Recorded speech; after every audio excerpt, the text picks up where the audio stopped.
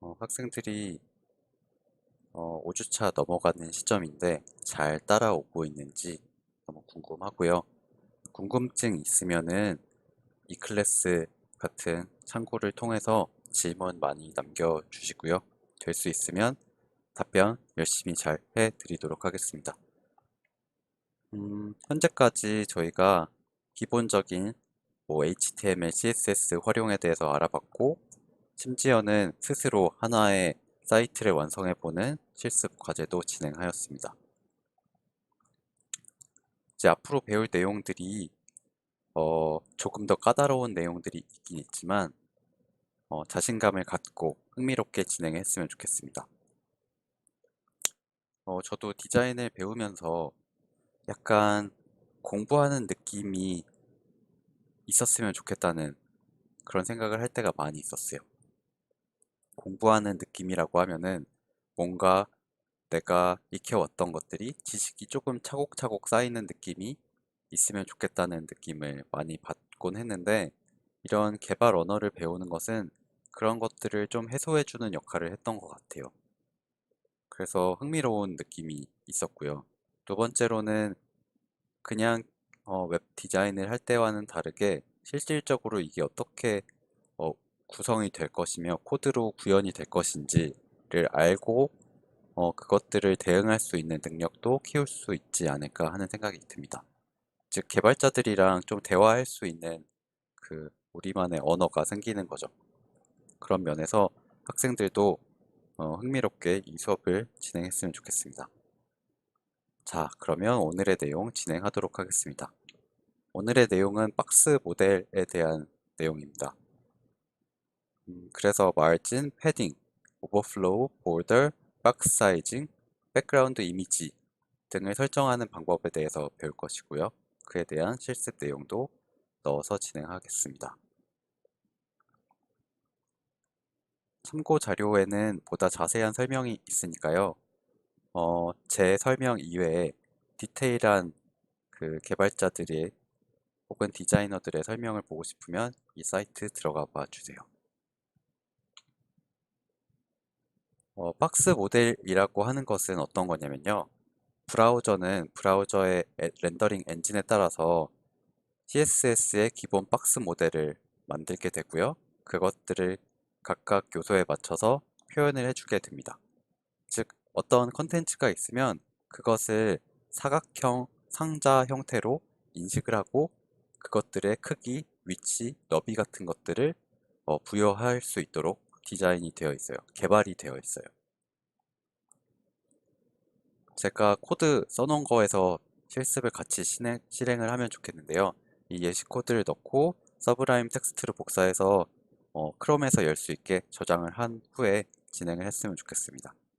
그리고 나서 크롬에서 열어서 각 요소들의 너비, 높이, 패딩, 마진을 한번 확인을 해보세요. 이 각각의 의미가 무엇일지 아직은 설명을 안 드렸지만 한번 이 크롬 개발자 도구에서 이것이 무엇인지 확인만 해봤으면 좋겠습니다. 자, 잘 저장을 한 후에 크롬 개발자 도구에서 이 요소들을 열면요. 이 태그들을 찝게 되면은 이 오른쪽에 메모 박스가 보이는 걸 확인할 수가 있어요. 그래서 마진도 보이고 보더, 패딩, 컨텐츠 영역의 길이 같은 것도 잘 쓰여지죠. p 태그를 현재 설정을 했더니 그거에 대한 크기, 바디에 대한 크기 등등을 확인을 할 수가 있습니다. 우리가 마진, 패딩 혹은 컨텐츠의 너비 같은 것들에 대해서 정의를 해주지 않았지만 우리가 쓰는 이런 크롬 같은 브라우저는 기본값을 살짝 주어서 저것들에 대한 패딩, 마진 등을 알아서 값을 넣어줍니다. 일단은요. 저희가 설정하기 전까지. 그렇게 해야지 가독성이 높게 이 HTML 태그들을 보여줄 수 있기 때문에 그런 것 같습니다. 자, 이렇게 된 것들의 의미가 과연 무엇일지 해석을 해보도록 하겠습니다. 박스 모델에는 컨텐트, 패딩, 볼더, 마진이라는 그런 개념을 이해해야 합니다. 컨텐츠는 실제 내용이 들어가는 부분이고요. 패딩은 안쪽 여백, 컨텐트와 볼더 사이의 여유 공간입니다. 볼더는 테두리, 마진은 바깥쪽 여백으로서 어, 내가 만든 어떤 요소와 다른 요소와의 여백을 이야기합니다. 자, 하나씩 볼게요. 컨텐트. 만약에 텍스트를 썼을 때 컨텐츠의 영역은 텍스트가 쓰여져 있는 바로 그 영역을 의미할 겁니다. 그러니까 뭐 A, B, C, D라고 했을 때 A, B, C, D가 들어가는 그 영역이 컨텐트 영역일 거예요. 자, 패딩이란 것은 만약에 저희가 A, B, C, D라는 걸 썼을 때 테두리를 입힌다고 생각을 해보죠. 테두리를 이렇게 입힐 거예요.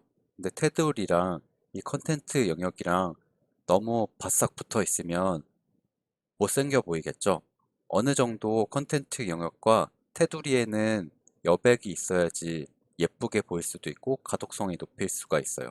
그러니까 컨텐트가 있고 볼더라고 이름 붙여진 이 테두리가 존재한다면 그 안쪽에 패딩이라는 것을 주어서 이 콘텐츠와 보더 사이에 여백을 부여를 할 수가 있습니다.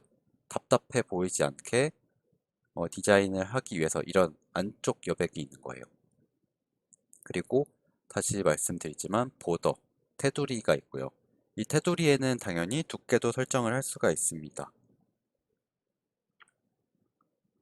가장 마지막으로 마진이라는 것은 바깥쪽 여백을 말해요. 패딩이란 녀석과 헷갈릴 수 있는데 패딩은 자기 자신과 자기 자신의 테두리 사이의 그 간격을 말해요. 근데 말진이란 것은 이게 내 거라면 나와 다른 녀석 간의 간격을 의미합니다. 바깥 여백을 말한다는 의미예요. 패딩과 말진의 차이 잘 이해했으면 좋겠습니다. 그래서 만약에 Life is beautiful 이라는 텍스트가 있어요.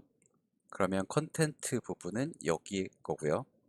그리고 Life is beautiful 이라는 문구에 테두리를 부여한다면 테두리는 여기 생길 거예요. 만약에 패딩이 요만큼이라면요. 그리고 밑에 쪽엔 hello라는 텍스트가 있고요. 물론 이 컨텐츠 영역과 hello라는 텍스트가 딱 맞지는 않아도 돼요. 그건 상관없는데 아무튼 hello라는 텍스트가 있고 보더를 이렇게 주었어요. 바깥 테두리. 그럼 안쪽 패딩은 요만큼이 되겠죠? 그리고 이 주황색 크기가 외부 요소와의 간격이라고 했잖아요. 그러니까 이 Life is Beautiful 이라는 요 녀석과 Hello라는 요 녀석의 바깥쪽 여백은 각각 요만큼, 요만큼이라서 이만큼 전체 크기가 너비의 차이가 나는 것을 확인을 할 수가 있습니다. 아까 제가 만들어 놓은 이 H1 태그, P 태그 두 개 있는 거에 스타일링을 해보도록 하겠습니다. 일단 각 요소의 테두리를 만들어 보는 것을 할 텐데요. 테두리를 만들려면 볼더이라는 그 속성을 조절해 주면 되고요. 볼더에다가 5픽셀 솔리드 레드라고 불리어 값을 입력을 해주면 5픽셀의 두께로 솔리드, 그러니까 그냥 직선을 빨갛게 만들어라 라는 의미입니다. 이렇게 해주면 지금 제가 첫 번째 이 레드 말고 오렌지로 했나 봐요. 여기에 보면은 레드로 했는데 제가 선택을 해서 이렇게 나온 것 같습니다. 어쨌든 5픽셀의 솔리드 레드로 이렇게 보더가 설정이 된 걸 볼 수가 있어요. 그래서 요 요소를 클릭을 딱 하고 보면은 여기 보더가 우리가 디자인한 대로 이렇게 들어가 있는 것을 볼 수가 있죠. 근데 우리가 마진은 여전히 입력을 해놓지 않은 상태인데도 마진이 이렇게 들어있는 것은요. 앞서 말씀드린 적이 있듯이 브라우저가 저절로 입력해 놓는 경우도 있기 때문이에요. 우리가 다른 값을 입력을 하면 브라우저가 자기가 마음대로 입력하지 않지만 우리가 입력을 해놓지 않으면 브라우저가 마음대로 입력을 해놓는 경우도 있습니다. 이번에는 마진을 조절을 해보죠. 마진의 경우에는 바깥 요소와의 여백이라고 했어요. 그러니까 테두리 밖의 부분이죠. 이 P1 이 부분에다가 마진 탑 100, 마진 바튼 100, 마진 레프트 50, 마진 라이트 50이라고 입력을 해주었어요. 그렇게 되면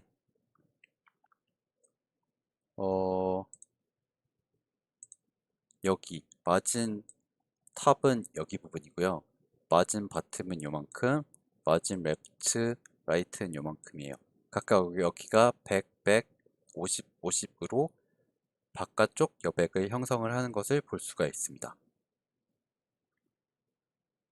이번에는 패딩이란 것을 조절을 해보죠. 패딩. 패딩은 앞서 저희가 조절했던 마진과는 차이가 있습니다. 마진은 테두리 바깥쪽의 외부 요소와의 거리를 말한다고 했어요. 하지만 패딩은 이 테두리 안쪽과의 간격을 의미한다고 했습니다. 그러니까 여기 부분 있죠. 여기 사이, 여기 사이, 여기 사이, 여기 사이. 여기 지금 패딩 탑 50, 패딩 바텀 50, 패딩 레프트 라이트 각각 50으로 되어 있으니까 요 간격, 요 간격, 요 간격, 요 간격이 50픽셀로 형성이 되는 것을 확인을 할 수가 있습니다. 그러니까 컨텐츠 영역과 보더 사이의 간격을 패딩이란 것으로 조절을 할 수가 있습니다. 그리고 각각 요소에는 당연히 너비와 높이도 조절을 할 수가 있죠. 저희가 특정한 박스 사이징이란 요소를 변형하지 않는 이상 너비, 높이를 부여하게 되면요. 각각 지금 너비를 500, 높이를 300으로 했는데 이것이 의미하는 것은 이 H1 태그에 컨텐츠 영역을 500, 100, 300으로 변경하라는 소리예요. 여기 500, 300으로 변경이 되어 있죠. 이렇듯이 너비와 높이로 조절을 할 수가 있습니다. 앞선 제가 보여준 그 예시 코드에다가 CSS를 부여해서 마음껏 한번 꾸며보세요. 컨텐트의 너비랑 높이뿐만 아니라 패딩, 보더, 마진 등 이것들을 다 한꺼번에 조절을 해서 해보고요. 그 이외에도 각각의 요소에 변경을 할 수 있는 것이 있는데 백그라운드 컬러, border radius, 폰트 사이즈 같은 것도 할 수 있습니다. 백그라운드 컬러는 그 H1 태그, P 태그 등등의 배경 색깔을 의미하고요. 컬러는 폰트의 색깔, border radius는 테두리의 둥글기를 부여하는 것을 말합니다. 폰트 사이즈는 폰트 사이즈, 폰트의 크기 그대로이고요. 마진과 패딩을 설정하는 방법 중에는 이렇게 각각 써주는 방법도 있지만 한꺼번에 설정해주는 방법도 있습니다. 그게 무슨 의미냐면요. 마진, 패딩의 경우에는 톱, 바텀, 레프트, 라이트 이렇게 각각 하나씩 써주는 것만 앞서 배웠었어요. 근데 보통 저희가 디자인할 때 위쪽, 아래쪽을 크기를 똑같이 할 수도 있고 왼쪽, 오른쪽 크기를 똑같이 할 수 있는 그런 경우도 많이 있어요. 먼저 각각 써주는 것을 하나의 줄로 해결하는 방법은요. 패딩이라고 써주고 톱, 바텀, 레프트, 라이트 없이 위에서부터 시작해서 톱 방향에서 시작해서 시계 방향으로 돌아가게끔 하나씩 써주는 방법입니다. 그러니까 패딩 톱, 패딩 라이트, 패딩 바텀, 패딩 레프트 값을 순차적으로 하나씩 써주고요. 그리고 맞춰주면 된다는 소리예요. 두 번째 방법은 이 네 개의 값이 모두 같을 때에는 패딩이라고 써주고 하나의 값만 넣어주면 됩니다. 마지막으로 톱과 바텀이 동일하고 레프트와 라이트가 동일한 경우에는 각각 톱, 바텀을 한번 써주고 레프트, 라이트를 한번 써주면 돼요. 그래서 50픽셀, 25픽셀이라고 입력을 하는 경우에는 위아래가 50, 그리고 좌우가 25픽셀의 여백을 만들 수 있습니다. 패딩을 이렇게 입력했다면 마진도 똑같은 원리로 입력을 할 수가 있습니다.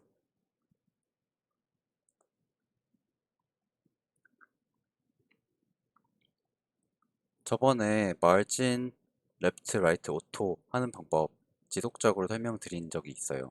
그 의미가 무엇인지 볼게요. 여기 H1 태그가 있고 아마 이 부분에 해당될 거예요. 현재 너비를 컨텐츠 영역을 300픽셀로 조절을 해놨어요. 근데 마진 레프트 오토, 마진 라이트 오토라는 의미는 이 녀석의 300픽셀이란 것을 브라우저가 알고 있으니까 양쪽 여백을 알아서 계산을 해서 똑같이 넣으라는 의미예요.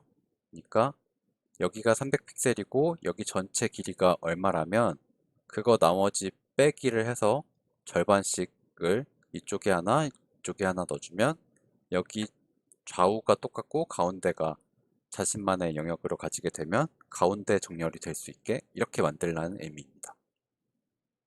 이 H1 태그에는 디스플레이 블럭을 생략을 했는데 원래 H1 태그는 디스플레이 블럭 형태의 요소이기 때문에 생략되어 있습니다.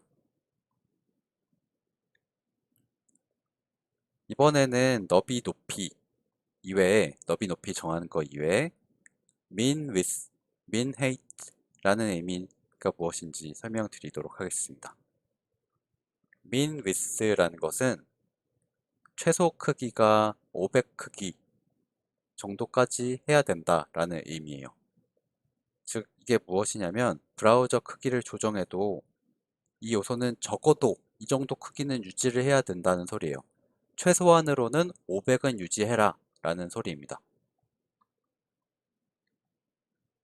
자, 최소 크기 500픽셀로 했고 브라우저를 조절하고 있습니다. 이 박스 크기가 작아지다가 어느 시점에는 여기는 같이 작아지죠. 작아지다가 어느 시점에는 더 이상 줄어들지 않아요. 즉 500픽셀 이하로는 이 박스 크기가 줄어들지 않는다는 것을 확인을 할 수가 있습니다. 자, 무슨 의미인지 이해됐나요? 최소한 500 정도의 크기는 유지해라 라는 게 min width의 의미예요. 같은 원리로 당연히 min height도 당연히 존재하겠죠.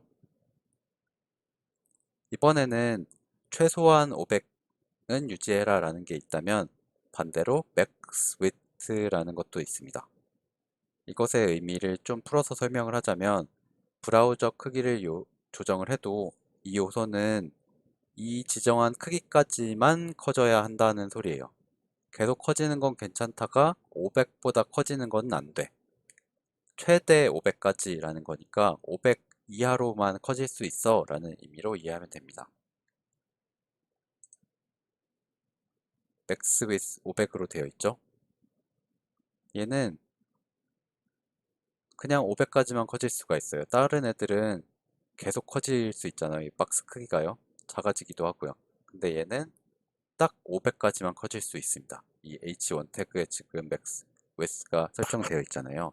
그 의미가 min width, max width의 의미입니다. 당연히 max height도 존재하겠죠.